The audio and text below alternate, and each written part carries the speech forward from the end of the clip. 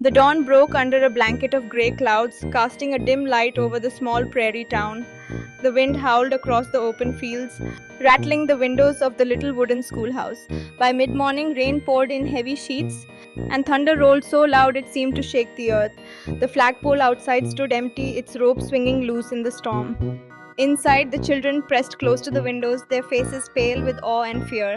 The teacher had said there would be no flag raising that day, it was far too dangerous. But one girl could not look away.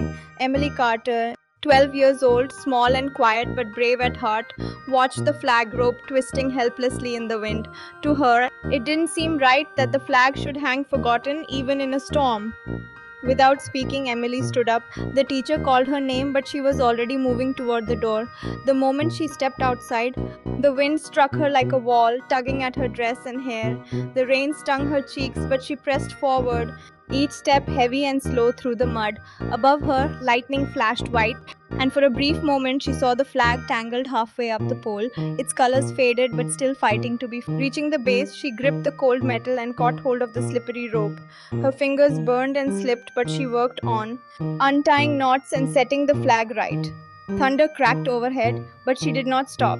The rope rose and fell beneath her hands until finally, with one last pull, the flag lifted high into the storm. At first, it hung heavy with rain, then, as the wind caught it, it unfurled, snapping wide, glowing bright red, white, and blue against the grey sky. Emily stepped back, soaked to the skin, her hand over her heart. Inside the classroom, the children stood silent at the window. The teacher, too, said nothing.